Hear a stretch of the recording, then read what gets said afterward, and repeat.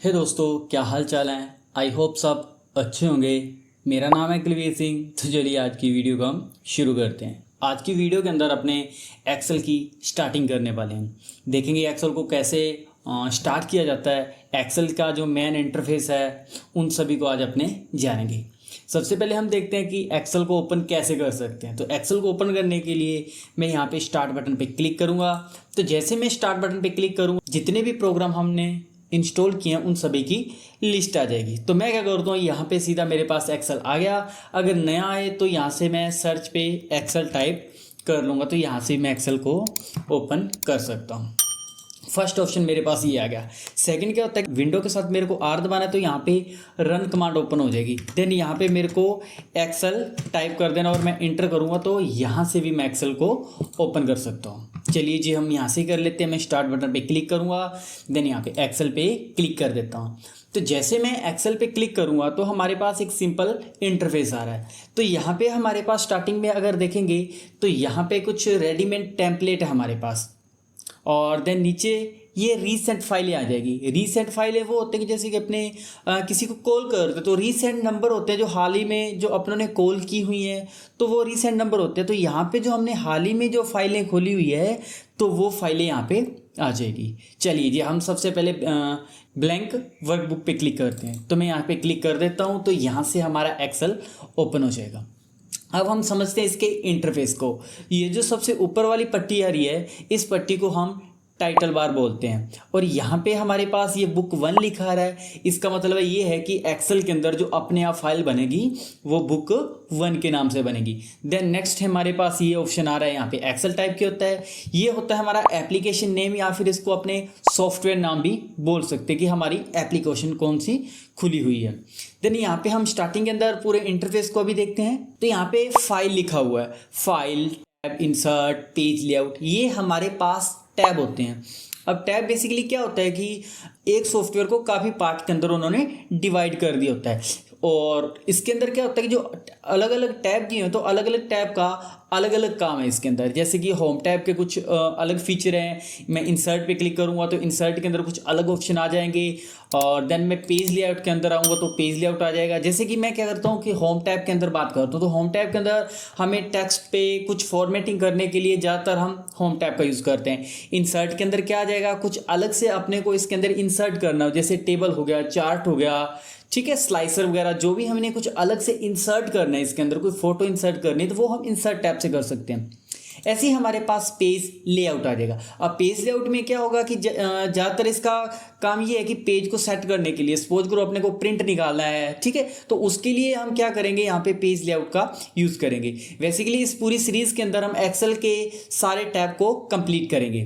तो मैं home tab पे क्लिक कर देता हूँ, तो यहाँ पे होम टैब के अंदर आ चुका हूँ मैं। अब होम टैब के अंदर क्या है कि ये तो हमने बता ही दिया कि home, insert, page layout, formula, ये हमारे टैब होते हैं। अब टैब को भी काफ़ी पार्ट के अंदर डिवाइड किया हुआ है। जैसे कि ये पहला है clipboard, font, alignment, number, style, cell, editing and add icons, ठीक है। अब ये क्या होता है कि ये टैब के अंदर छोटे छोटे ग्रुप दिए हुए हैं।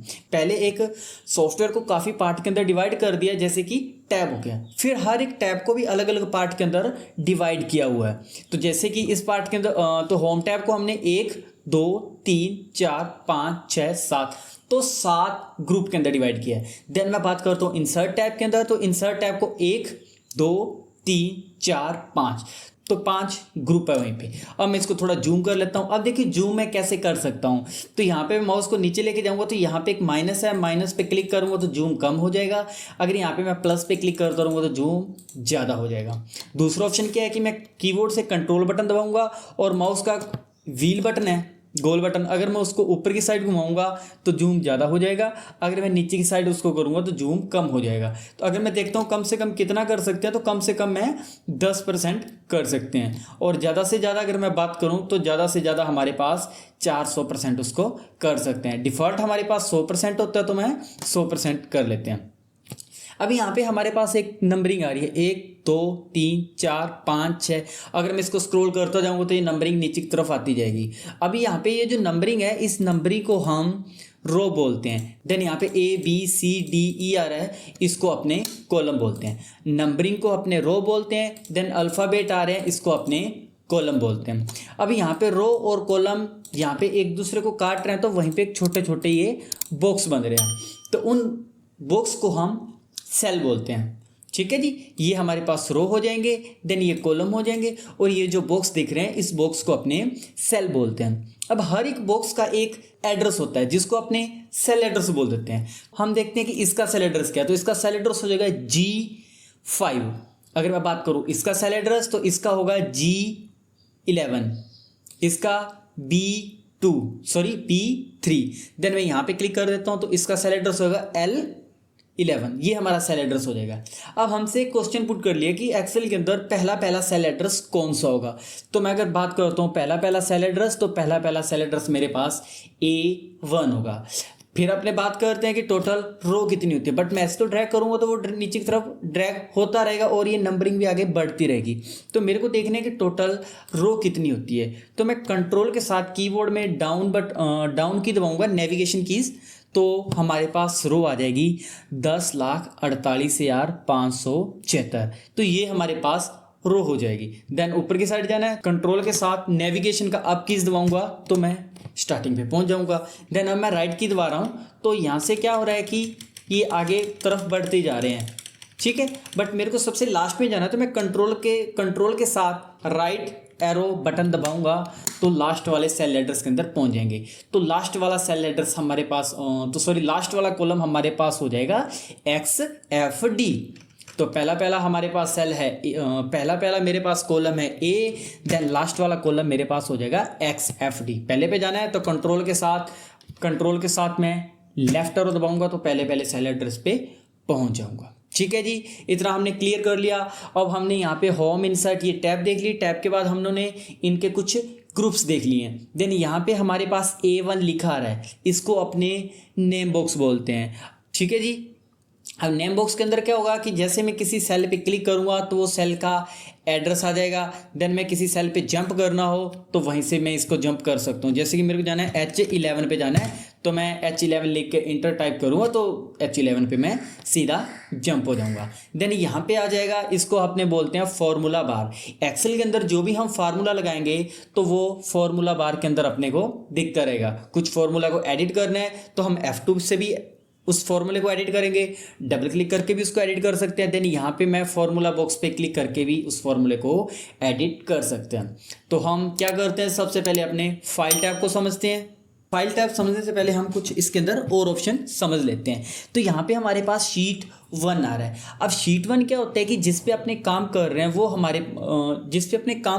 हमारी वर्कशीट है। तो यहाँ पे हमारे पास ये वर्कशीट आ गई। अब मेरे को एक अलग से वर्कशीट चाहिए, तो मैं क्या करूँगा, इस प्लस पे क्लिक करूँगा तो हमारे पास एक अलग शीट आ जाएगी। देन मैं वापस से इस प्लस पे क्लिक करूँगा तो हमारे पास एक शीट आ जाएगी। अब अलग अलग शीट का फ़ायदा क्या है कि जैसे कि एक शीट के अंदर तो 2010 का डेटा है, दूसरी शीट के अंदर 2011 का, तीसरी शीट 2012 का, तो अलग अलग ईयर का डेटा रख सकता हूँ। जैसे किसी स्कूल का डेटा है तो यहाँ पे 10th का, यहाँ पे 11th का और यहाँ पे मैं 12th का डाटा भी एक साथ रख सकता हूँ। ठीक है जी, तो इसके लिए हम अलग अलग शीट लेते हैं यहाँ पे। फिर अपने समझते हैं इस इंटरफेस को। तो ये हमारे पास क्या आ जाएगा, पेज लेआउट है कि पेज को कैसे अपने को देखना है। देन यहाँ पे अब हमारे पास नॉर्मल पेज व्यू है। देन मैं यहाँ पे क्लिक करूँगा तो वो पेज में दिखना है कि पेज की तरह आ जाएगा कि ठीक है, तो अपने उसमें कितना प्रिंट वगैरह निकाल सकते हैं तो वो पेज के रूप में यहाँ पे दिख जाएगा। देन यहाँ पे जो भी हमारे पास इस प्रकार से अलग यहाँ पे पेज लेआउट आ जाएगा। आगे जब अपने पेज लेआउट करेंगे तो इन ऑप्शन को भी अपने आसानी से आराम से समझ लेंगे अपने। ठीक है जी, तो हम क्या करते हैं, अभी फाइल टैब को समझते हैं। तो मैं फाइल पे क्लिक करूँगा, तो जैसे मैं फाइल पे क्लिक करूँगा तो हमारे पास स्टार्टिंग पे होम लिखा रहा है, स्क्रीन आई थी। तो इसके अंदर स्टार्टिंग पे क्या हो रहा था कि यहाँ पे हमारे पास कुछ टेम्पलेट दी हुई है। देन मैं मोर टेम्पलेट पे क्लिक करूँगा तो मेरे पास अलग अलग टेम्पलेट आ जाएगी। अब टेम्पलेट क्या होती है कि कई बार क्या होता है कि अपने को जल्दी से किसी को फाइल बना के आगे देनी है किसी को। ठीक है, तो हमारे पास इतना टाइम नहीं है कि जैसे कि अपने उस फाइल को बनाएं। तो जैसे कि MSI की रिपोर्ट तैयार करनी है तो वैसे अपने को तैयार करने में टाइम लगेगा। तो कुछ हम ऐसा चाहते हैं कि भाई हम सीधा डेटा टाइप करें और वो चार्ट वगैरह बस अपने आप ही तैयार हो जाए। ठीक है, अपने आप ही बन जाए। तो इसके लिए यहाँ पे हम टेम्पलेट का यूज़ करते हैं। सपोज करो कि यहाँ पे मैं चार्ट पे क्लिक कर देता हूँ। तो जैसे मैं चार्ट पे क्लिक करूँगा तो चार्ट के यहाँ पे टेम्पलेट आ जाएगी। अब मैं जैसे इसमें से ये चीज़ लेता हूँ और यहाँ से मैं इसको क्रिएट कर दूंगा। तो यहाँ पे मैं जो भी डाटा टाइप करूँगा तो वो अपने आप चार्ट इसका बनता जाएगा। ठीक है जी, इसको भी अपने आगे समझ लेंगे। देन उसके बाद आ जाएगा न्यू में क्या होता है कि नई फाइल बनाने के लिए, सपोज करो कि मैंने एक फाइल बना ली है, यहाँ पे कुछ मैंने एक फाइल बना ली है। अब मैं चाहता हूँ कि इस फाइल नहीं, मेरे को नई फाइल चाहिए, तो मैं क्या करूँगा, फाइल पे जाऊँगा, न्यू पे जाऊँगा और यहाँ पे मैं क्लिक करूँगा तो हमारे पास एक नई फाइल आ जाएगी। देन मैं यहाँ से क्लिक करूँगा तो मेरे पास वो पहले वाली फाइल भी ओपन है, देन यहाँ पे सेकंड वाली भी फाइल ओपन है। तो नई फाइल लेने के लिए यहाँ पे यूज़ करते हैं। देन नेक्स्ट आ जाएगा ओपन। ओपन क्या होता है कि पहले से बनी हुई फाइल को खोलने के लिए हम ओपन कमांड का यूज़ करते हैं। उससे पहले हम फाइल, जैसे कोई भी फाइल बनाएंगे तो उसको अपने सेव करेंगे, तो मैं सेव करूँगा तो देन जैसे कि आज मैंने किसी फाइल पे काम कर ली तो मैं उसको सेव कर देता हूँ और कल मैंने उसी फाइल को खोलना है तो मैं इस ओपन ऑप्शन से उस फाइल को ओपन कर सकता हूँ।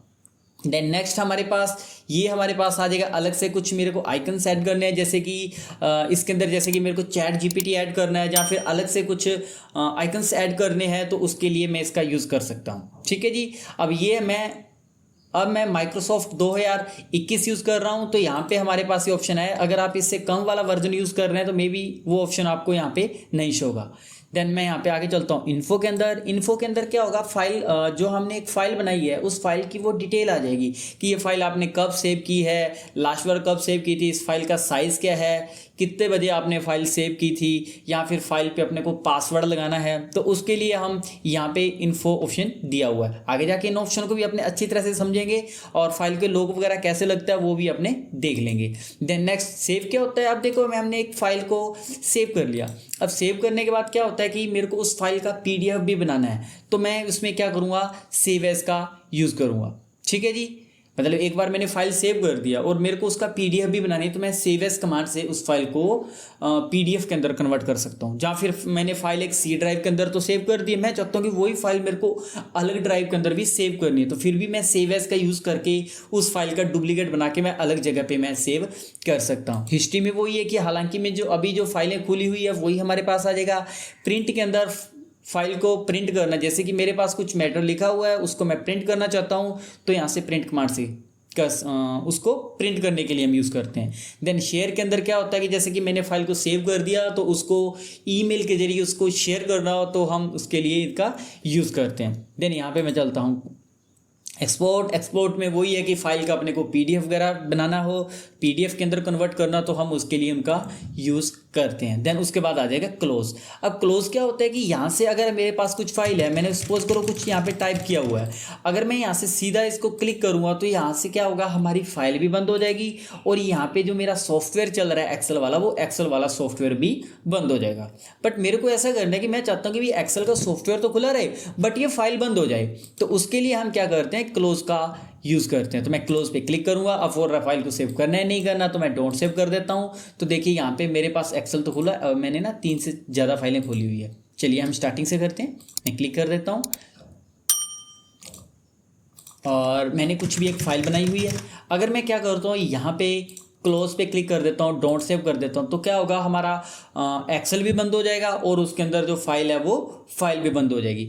अगर मैं यहाँ से क्लिक करके एक्सेल को ओपन कर लेता हूँ, एक्सेल को ओपन करने के बाद मैं कुछ इसके अंदर डेटा टाइप कर लेता हूँ। अब मेरे को क्या करना है कि यहाँ से मैं अगर क्लोज पे क्लिक कर देता हूँ और मैंने डोंट सेव कर दिया, तो क्या होगा, हमारा एक्सेल तो खुला है बट एक्सेल के अंदर जो मेरी फाइल थी वो फाइल बंद हो जाएगी। अगर वापस इस फाइल को खोलना है तो मैं फाइल पे क्लिक करूँगा। अगर वो फाइल हमारे सेव की हुई है तो उसकी यहाँ पे लिस्ट आ जाएगी, नहीं तो मैं ब्लैंक वर्कशीट पे क्लिक करूँगा तो हमारे पास ये ब्लैंक फाइल आ जाएगी। तो आज की वीडियो के अंदर हमने एक्सेल का इंटरफेस समझा और उसके बाद और हमने फाइल टैब को समझा। देन नेक्स्ट वीडियो के अंदर हम होम टैब को कंप्लीट करेंगे। अगर एक वीडियो के अंदर तो होम टैब अपने कंप्लीट कर नहीं पाएंगे क्योंकि वीडियो बहुत ज़्यादा लंबी हो जाएगी, तो इसके लिए हम क्या करेगा, होम टैब को मैं 2-3 वीडियो के अंदर कन्वर्ट कर दूंगा। देन उसके बाद अलग अलग टैब को अपने कन्वर्ट करेंगे। आई होप ये वीडियो आपको अच्छी लगी होगी। अगर ये वीडियो आपको अच्छी लगी है तो आप इस वीडियो को लाइक कीजिए और अच्छा सा कमेंट कीजिए कि आपको ये वीडियो कैसी लग रही है। अगर ये वीडियो आपको अच्छी लग रही है तो आप अपने दोस्तों के साथ शेयर कीजिए।